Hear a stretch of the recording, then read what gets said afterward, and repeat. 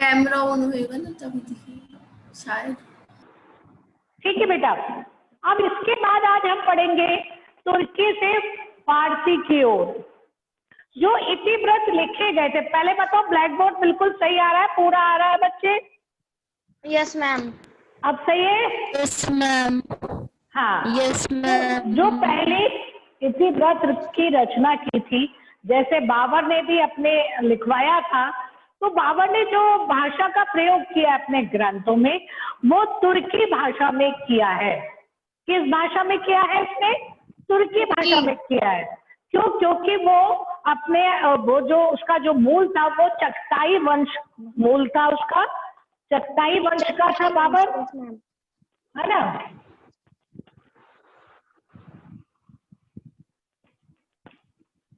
चगताई मूल का था वो, इसलिए उसने अपने ग्रंथों में तुर्की भाषा को महत्व दिया।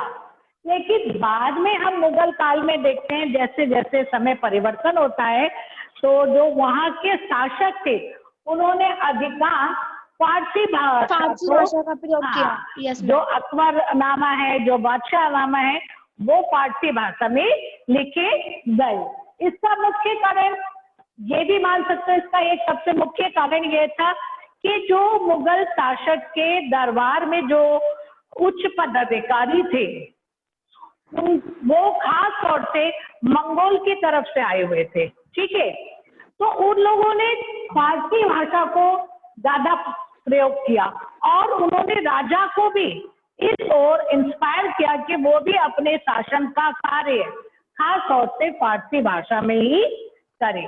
तो इसलिए हम देखते हैं कि बाद में रचना हुई है, बाद में ग्रंथों का लिखा गया है, वो फारसी भाषा में लिखा गया है।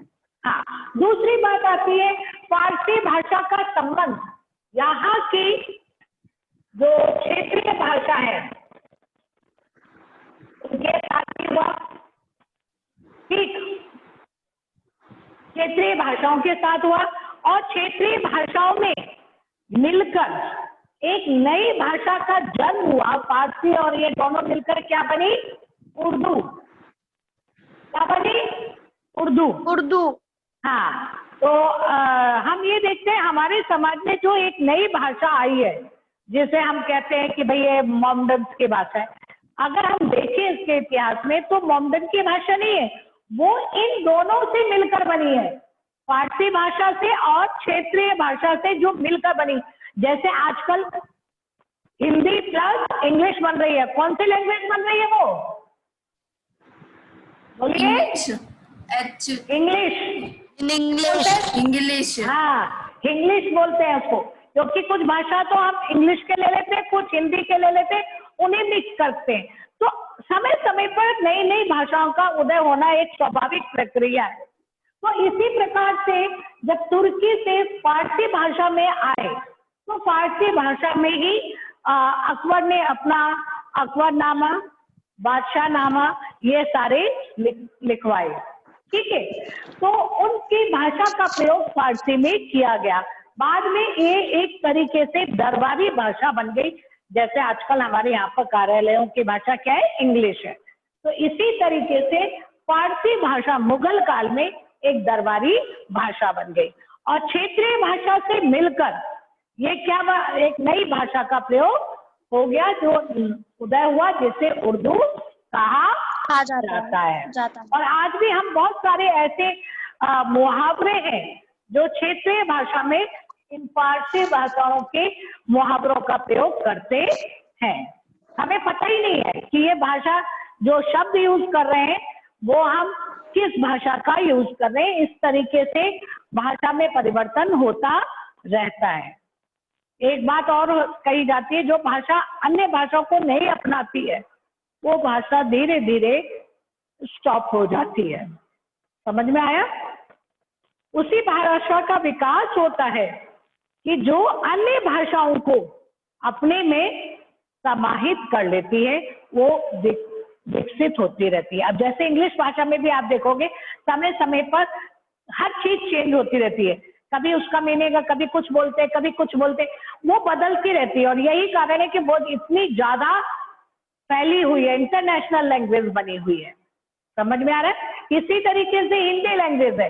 हिंदी लैंग्वेज भी कई तरीके की भाषाओं का प्रयोग करती है। हम शुद्ध हिंदी नहीं बोलते, हम उर्दू के शब्द भी डालते हैं, उसमें इंग्लिश के शब्द भी डालते हैं, वो है हिंदी, हिंदी भाषा है वो, ठीक है ना? तो इसलिए उसको ज्यादा प्रयोग किया जाता है। संस्कृत को क्यों नहीं प्रयोग किया जाता बताइए? संस्कृत ने अन्य भाषा के शब्दों को एक्सेप्ट ही नहीं किया। यही कारण है कि वो आज भी स्कॉलर्स की या विद्वानों की भाषा बनी हुई है वो इतनी, जबकि सबसे ज्यादा वैज्ञानिक है, सबसे ज्यादा सभी भाषाओं का जन्म उस पे हुआ है, लेकिन उसके बाद भी इतना विकसित नहीं हो पाई क्योंकि उसका जो नेचर है उसने अपने में चेंज नहीं किया। क्लियर बेटा? Yes ma'am. हम आते हैं ये यहाँ पर, ये हमारा टॉपिक हो गया। दूसरा टॉपिक है पांडुलिपियों की रचना। क्योंकि पांडुलिपियों क्यों कहा गया? उस वक्त प्रिंटिंग प्रेस तो होती नहीं थी, हाथ से लिखी जाती थी। हाथ से लिखे जाते थे। जो ये जितने भी इतिवृत्त लिखे गए हैं वो सारे हाथ से लिखे गए, और हाथ से लिखे होने का मतलब ये नहीं था कि 1 या 2 साल का काम होता था। 13, 40, 25 वर्ष लग जाते थे, 26 वर्ष लग जाते थे एक ही इतिवृत्त को पूरा करने में। जैसे कि आपने देखा होगा कि जो अकबरनामा है, ठीक है बच्चे, इसका Yes, जो ma'am. कार्य था वो पूरा इसको लिखना 89 में शुरू किया था। अकबरनामा को 1598 में शुरू की थी और पूरे 13 वर्ष लगे थे इसे कंप्लीट होने में। तो ये कोई 1 वर्ष का काम नहीं था, 1 वर्ष में नहीं लिखे जाते थे। तो पांडुलिपियां तैयार की जाती थी और उस टाइम में पांडुलिपियों को तैयार करने के लिए एक अलग से व्यवस्था की जाती थी, एक अलग भवन हुआ करता था जिसे किताब खाना कहा जाता था। क्या कहा जाता था? किताब खाना। हाँ, आप एक तरीके से पुस्तकालय का इसका रूपांतर समझ सकते हैं, उसका अनुवाद समझ सकते हैं। जैसे पुस्तकालय होती है, लाइब्रेरीज होती है, उसी प्रकार से ये किताब खाने हुआ करते थे। ठीक है बेटा? तो इस तरीके से 1598 में अकबरनामा लिखा गया और इसे लिखने में पूरा 13 वर्ष लगे। मैम, हाँ बोलिए मैम 1598 नहीं 1589। हाँ 89, सॉरी 1589। 89। हाँ 1589। ठीक, इसके बारे में हम बाद में बात करेंगे। अब जब पांडुलिपियां रचना की जाती थी और किताब खानों में इनकी व्यवस्था की जाती थी तो केवल एक लेखक नहीं हुआ करता था कि भाई ये अकबरनामा किसने लिखी है? अब्दुल फजल ने, है ना? अबुल फजल। Yes ma'am. अबुल फजल ने लिखी है। तो केवल उसका ही काम, इसमें उसी का कंट्रीब्यूशन नहीं है। इस ग्रंथ को लिखने में चित्रकार भी हुआ करते थे। चित्रकार, ताज, ठीक, और आप कह सकते हो सुंदर लिखने वाले, सुलेखक या सुलेखक कह सकते हो, या अच्छी रहने वाले, सुलेखन कार्य करने वाले। ठीक है, इस तरीके से 5-6 लोगों का ग्रुप होता था। केवल एक व्यक्ति ने लिख दिया और हो गया, ऐसा नहीं है। अब्दुल फजल ने जो लिखा वो एक लिखकर एक कह सकते हो रफ वर्क करके उसने किसको दे दिया? जो सुलेखन का कार्य करते, जो सुंदर लिखा करते थे, ठीक है, उनको ये कार्य दे दिया।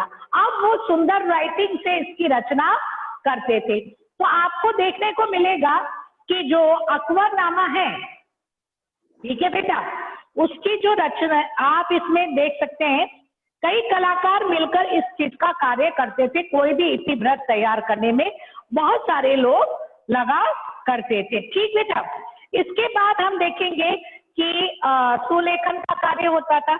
जो ग्रंथ लिखा गया, जैसे अब्दुल फजल ने लिख दिया, उसने रफ वर्क कर दिया और उसके बाद उसको दे दिया, उसके बाद सुलेखन का कार्य होता था। सुंदर, यस बड़ी मैम, हाथ से सुंदर लिखने की कला। हाथ से लिखने की कला कह सकते हो। हाँ, सुलेखन का कार्य किया जाता था। और जो आप अकबरनामा देखेंगे वो नस्तलिक शैली में लिखा गया है। किस शैली मैम, में अकबर लिखा की गया है? पसंदीदा शैली नस्तलिक। तलिक। ठीक है, नस्तलिक लैंग्वेज में मतलब शैली का प्रयोग किया गया है। ये जो शैली थी ये बहुत लंबे लंबे, जैसे इंग्लिश में हम स्टॉक मारते हैं ना, लंबे लंबी राइटिंग, रनिंग राइटिंग में, ये भी एक बहुत सुंदर तरीके से लिखी जाती थी। अकबर को ये राइटिंग बहुत पसंद थी, इसलिए उसने कहा कि जो अकबरनामा आप लिखेंगे इस शैली में, इस राइटिंग में लिखेंगे। जैसे हम बोलते हैं इंग्लिश की राइटिंग है, कर्सिव राइटिंग है कि रनिंग राइटिंग है, कैसी राइटिंग है। तो इस तरीके से ये भी अलग अलग शैलियां थी उस वक्त लेखन के लिए। तो अकबर को नस्तलिक जो शैली थी वो बहुत ज्यादा पसंद थी और यही कारण था कि अकबरनामा नस्तलिक शैली में लिखा गया। आपकी बुक में उसका नमूना भी दिया होगा, दिखाई दे रहा है पेज नंबर यस मैम। 228 में। यहाँ पे आप देखेंगे बहुत सुंदर राइटिंग है। हम लोगों को समझ में नहीं आती, हमें ऐसा लगता है जैसे बहुत सुंदर बेल बनाई गई है, बहुत सुंदर डिजाइन बनाई गई है। ठीक है ना। इसके बाद आता था, ये लिख लिया गया। अब लिखने के बाद कुछ चीजें ऐसी होती थी जिनको लेखन के साथ डिस्क्राइब नहीं किया जा सकता था। अब उन चीजों के लिए क्या किया जाएगा, ये लिख लिया गया और उसने बता दिया लिखने वाले ने कि यहाँ पर एक चित्र लगाया जाएगा, यहाँ पर दूसरा चित्र लगाया जाएगा। तो वो चित्रकार, उसके बाद वो चित्रकारों के पास पहुंच जाती थी। जहां जहां पर लेखक को चित्रों की आवश्यकता होती थी। अब जैसे युद्ध रचना दिखानी है ना, युद्ध की रचना कैसे होनी है, युद्ध में हाथी घोड़े कैसे बनने, आप कॉमिक्स पढ़ते हो तो कॉमिक्स में देखे चित्र बने होते हैं। और यही कारण है कि हमें और बुक से ज्यादा जो छोटे बच्चे उनको कॉमिक्स ज्यादा पसंद आती है, क्योंकि सुंदर सुंदर उसमें चित्र बने होते हैं। तो इसी तरीके से इन्होंने भी, जहां पर लेखक अपनी बात को लेखनी के द्वारा पूरी तरीके से नहीं समझा पाता था, वहां पर वो चित्रों का सहारा लेता था और ये चित्र बनाने के लिए ये दूसरे कलाकारों को दे देते थे। समझ में आ रही है बात कि पांडुलिपियां कैसे तैयार की जाती थी? केवल एक इंसान Yes, का कार्य नहीं, हाँ, एक का कार्य नहीं होता था, इसमें बहुत सारे लोग लोगों का मिला जुला कार्य करते थे, मिला जुला कार्य करते थे। इसमें पोस्टगार भी होते थे, ठीक है, जो पृष्ठों को चमकाने का कार्य करते थे ताकि उस कागजों में चमक आ जाए। जिल्दसाज होते थे। अब ये पुस्तक बन गई, चित्र बन गए, इसके बाद पोस्टगारों के पास चले गए, उन्होंने पृष्ठों को चमकाया, ठीक है, उसमें शाइनिंग लाई। उसके बाद वो इकट्ठे होकर उसको जिल्दसाज यानी एक कंपेल कर देना, जोड़ देना, ये कार्य जिल्दसाज का होता है। इस प्रकार से पांडुलिपियां तैयार की जाती थी। लेकिन पांडुलिपियों में जो बहुत सारे कलाकार थे, उनमें खास तौर से दो कलाकारों का ज्यादा महत्व होता था। एक तो सुलेखन कार्य जो करते थे उनको ऊंचे दर्जे का माना जाता था, दूसरा जो चित्रकार होते थे उनको बहुत ज्यादा ऊंचा माना जाता था। बाकी जो थे उन्हें समाज में उतना उच्च स्थान प्राप्त नहीं था। चित्रकारों की तारीफ में अब्दुल फजल ने कहा है, जादुई कला। अबुल फजल ने चित्रकारी एक जादुई कला है। या अबुल फजल ने मतलब इतना ज्यादा प्रभावित था वो कि उसने कहा है कि जो चित्रकारी है वो क्या है, एक जादुई कला है, जादुई कला है। ठीक है, अब यहाँ पर क्वेश्चन आता है, ये तो मोमडन थे, तो कुछ इस यहाँ पर भी दो वर्ग बन गए, क्योंकि जो इनकी कह सकते हो शरिया है उसमें मना किया गया है कि चित्र नहीं बनाने हैं। ठीक, इनके जो पैगंबर साहब है वो चित्रों का विरोध करते हैं, लेकिन हम देखेंगे मुगल काल में जहांगीर को बहुत ही शौकीन था चित्रकारी का।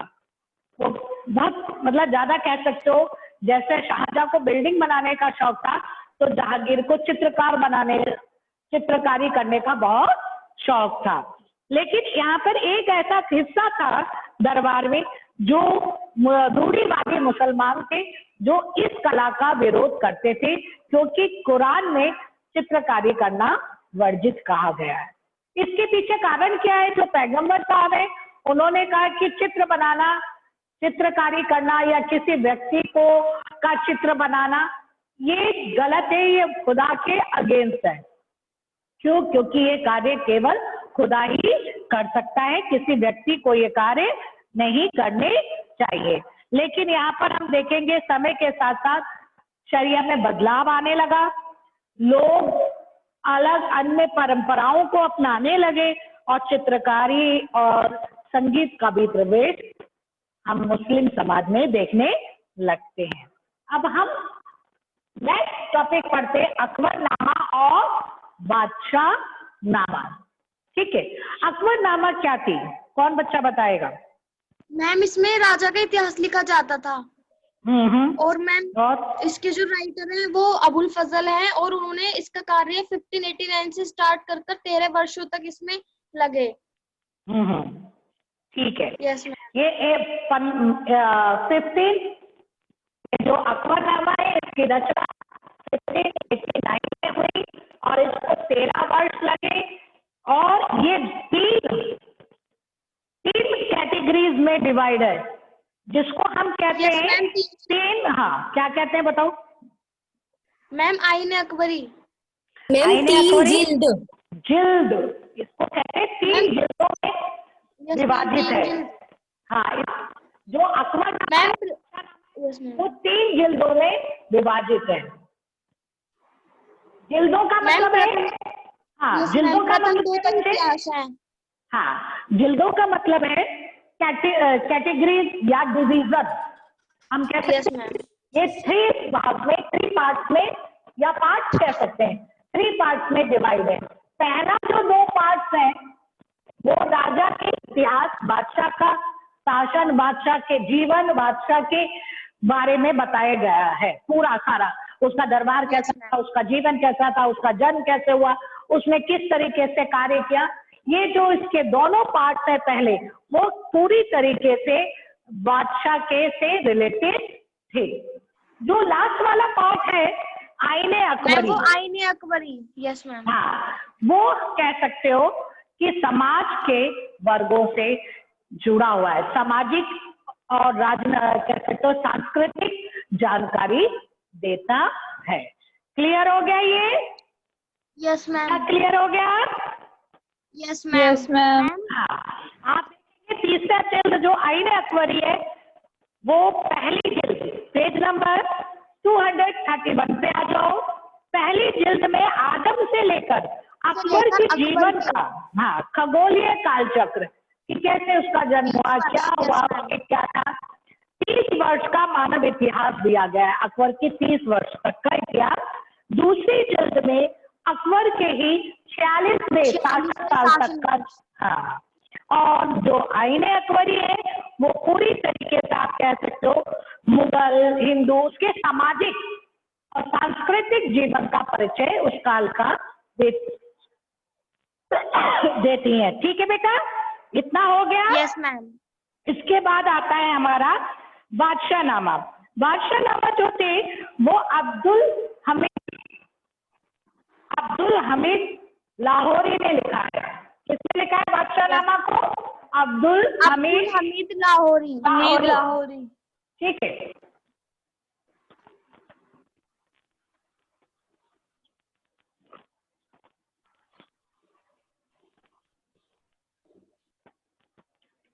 अकबरनामा तो अबुल फजल ने लिखा है यस मैम। अबुल फजल। इसकी रचना 1589 में हुई, 13 वर्ष में ये कंप्लीट हुआ। और दूसरा Yes. हमारा है बादशाहनामा। इसके राइटर अब्दुल हमीद लाहौरी। इसके राइटर अब्दुल हमीद लाहौरी।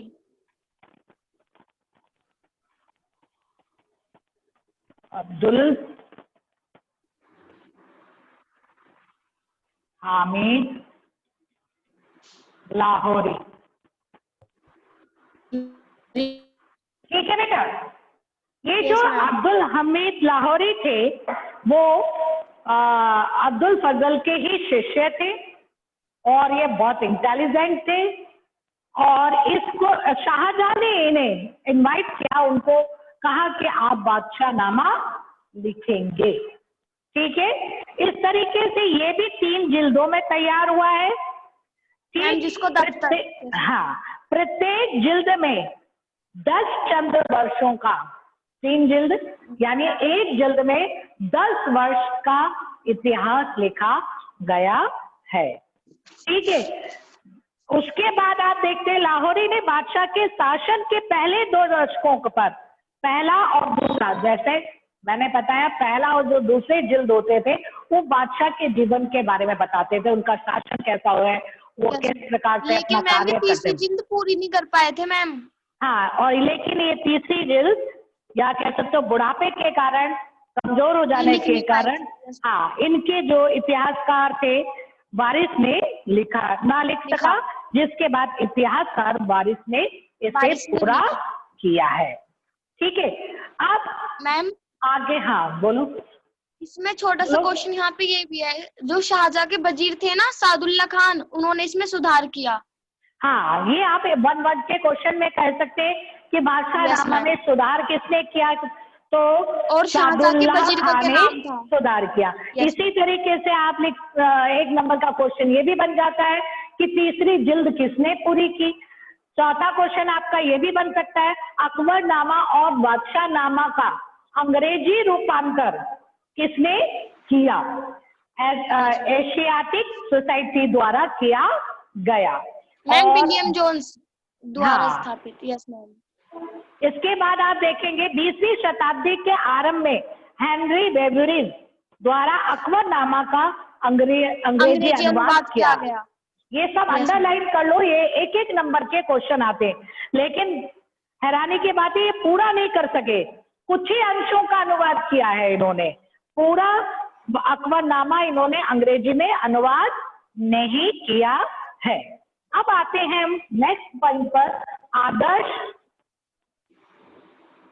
राज्य। ठीक,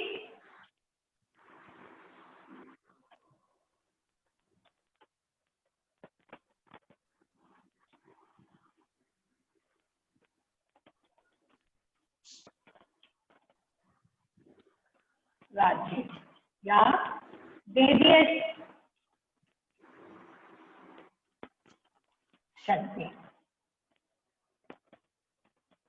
जब ये लोग मुगल भारत में आए और इन्होंने यहाँ पर कई ग्रंथ पढ़े, हमारे प्राचीन काल से ही हमने देखा है कि हमने राजा को देवीय प्रकाश या देवीय शक्ति का रूप प्रदान किया है।